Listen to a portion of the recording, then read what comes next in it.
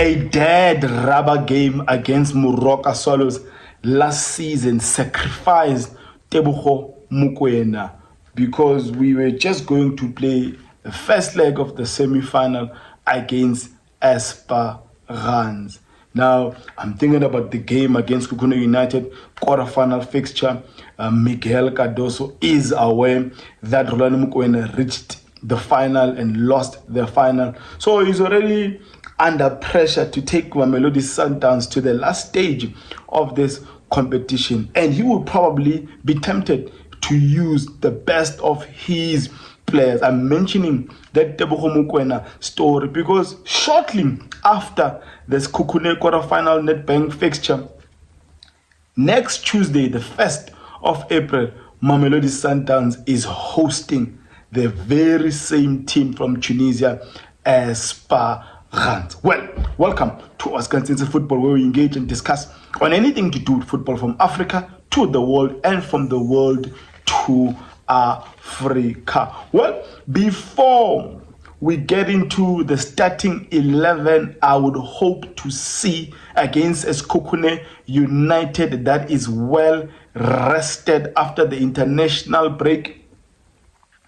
News coming from KZN is that Royal AM are back in business. The footballers have been called back in training, and now it's just up to the PSL to paint the logistics and the next coming fixtures as to when will Royal AM try and cover up the number of games because I mean they've only played 11 games in the PSL, so it's gonna be a crazy one. As to who are the new owners of Royal AM, nothing has been said. All we know for now is that they have decided to remain anonymous, but from the corridors of business, we are hearing that it might possibly be the taxi industry moguls. I'm talking about the Gaba brothers. We know this, that they might also have some friendship with MaMkhize, and but yeah. All we want as a footballing community is for Royal AM to come back to competitive football. The players that are owed salaries, all of them paid, and the club back running in an orderly fashion. And obviously, I think by in the next coming days, the PSL will announce as to how they are going to figure out Royal M fixtures. When are they going to be played? How are they going to be played? I mean, it's just a whole lot for them. I mean, we're barely 2 months before the end of the season. Well, this episode is about the game between Sekhukhune United versus Mamelodi Sundowns. I think it will be played in Lucas Moripe Stadium. Is it Lucas or is it Loftus? No, one of the two. But it's a home fixture for Mamelodi Sundowns. It's a quarterfinal, and I believe every player at Mamelodi Sundowns would love to get to the next stage. It's exciting because they already know who's waiting for them in the semi-final, and that is Kaizer Chiefs. It's a tricky one because, I mean, on the side of Sekhukhune United, they got rid of their coach. They employed a new one in Eric Tinkler. And we know an Eric Tinkler side against Mamelodi Sundowns will always give us headaches. This is the only coach that managed to beat Mamelodi Sundowns in their only defeat of the season last in the season 2024-2025. I mean, the majority of the fan base were already celebrating an invincible season until Cape Town City, led by Eric Tinkler, came to Loftus and burst their bubble. And that's how, I mean, the last game of the season, it was going to be a mega celebration if Rulani Mokoena led side would have done an invincible. But it was this very Eric Tinkler that spoiled the party. Now, Eric Tinkler as Sekhukhune United, I believe that Sekhukhune United have got better players than the ones at Cape Town City. But on the flip side, I mean, the past 3-4 years, what has Eric Tinkler really accomplished? Which player has he really improved? Is this a wise appointment by Sekhukhune United? I mean, if you talk of the guy who was just recently fired at Marumo, Otandans, you talk of Eric Tinkler, you talk of Lihlohonolo Siema. These are coaches that you could tag as a recycling material in the Premier Soccer League. I mean, if he can be fired tomorrow, he'll get another job at some other PSL side. And I think these are coaches that must really take some time off, go home, go on a holiday, improve their methodologies, their way of coaching, and see how they can adapt to modern football. Because I mean, Eric Tinkler is not as bad as a Gavin Hunt, who also was just fired by a SuperSport United. But the point I'm trying to make is that an Eric Tinkler side against Mamelodi Sundowns is always a tough battle. He will never make it easy, and it ain't going to be easy for Mamelodi Sundowns. This is probably one game Mamelodi Sundowns can say they shot themselves on the foot, because on the day they were supposed to play this fixture, it was postponed because of double booking. At the time, it looked like it was a great rest for Mamelodi Sundowns, but it has come back to bite them. And approaching this game, the minds of the technical team, the players, is already on that first leg at home, quarterfinals, CAF Champions League against Esperance. So it's going to be a difficult one. I mean, it was already difficult for me to set up the starting 11 for Mamelodi Sundowns against Esperance next Tuesday. And I would really like to see your starting 11s, especially against Sekhukhune United, considering that all our eyes are on the 1st of April. Would we like to see Mamelodi Sundowns in the semi-finals yet again against Kaizer Chiefs?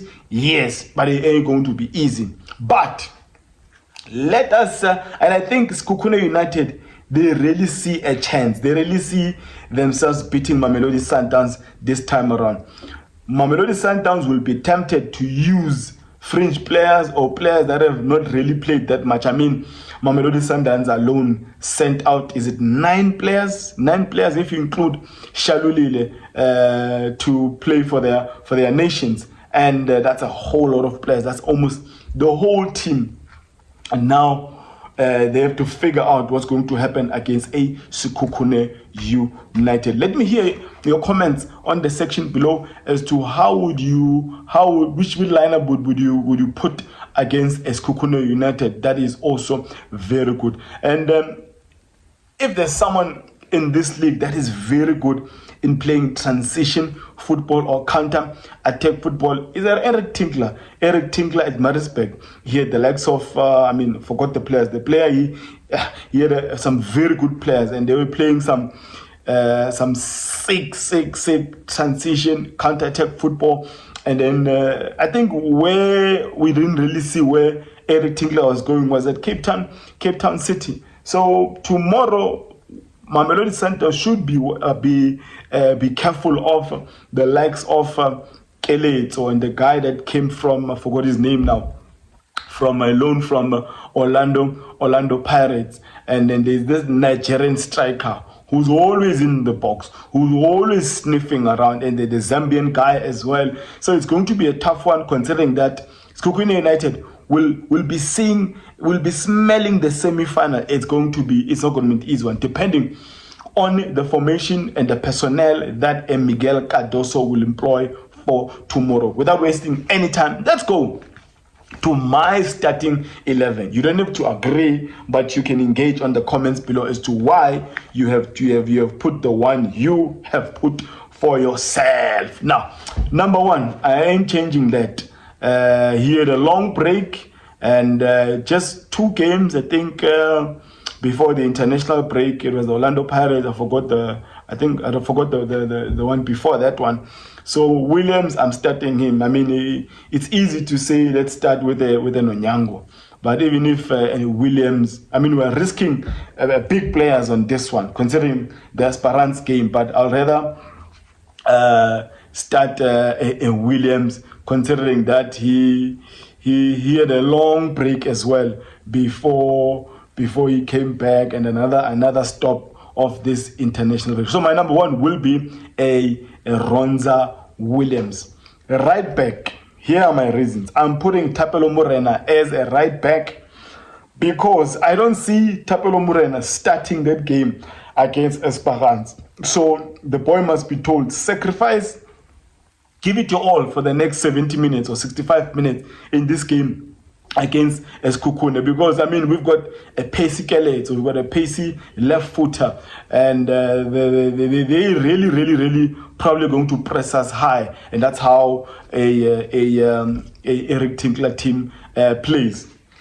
Tiwana must come back. I really liked how he played together with the Suarez on that left channel against Kaizer Chiefs. So I said I'll give him a chance to play against his former side. The central pairing this time around, Grant Kekana didn't play for Bafana against Lesotho or against Benin. So the only effect on him would be the travel. I mean, traveling is tiring on its own. But at least I think he can give us a proper 90 minutes. As much as he went to this international break, I believe he can give us a proper 90 minutes. He played the last game for Mamelodi Sundowns in that loss against Orlando Pirates. And I'm partnering him with a Cupido. I'm tempted to start a Suarez, but again, I'm looking into that Esperance game. So we'll start a Cupido together with the Grand Kekana at the back. My midfield three will be defensive midfielder. I'm going to give Mkhonto a chance. I'm tempted to start Mokoena since rested in that last game against Benin. But again, I cannot erase that dead rubber game he got injured against Moroka Swallows, and then he was sacrificed. He could not play further in CAF Champions League. So I am risking that one. Mokoena, I don't want to even see him on the bench. He must just rest. He is our key player if you want to smell any glory in CAF Champions League. So number 6, I'll give a chance to Espelele Mkhonto. He's very good in helping building up from the back. If you notice, Ronza William, he trusts a Grand Kekana, he trusts a Mokoena. All these ball playing players are comfortable on the ball. They will feed off very well from a William. So Mkhonto is one of those players. He's very good playing with his back.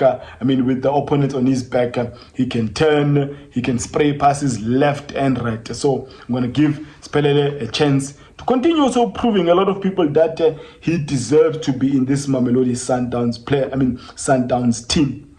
My 88 or 18 and 10.5 or 10 will be Marcelo Allende. No explanation there. Mayema, I'm giving him a chance to start this game. What I saw in those few minutes he got against Orlando Pirates, I liked. What I saw in that chance squad when he was captaining Bafana, first leg and second leg against Egypt, I really liked. So midfield three of Mkhonto, Mayema, and Allende. The front three is going to be Ribeiro, no explanation there.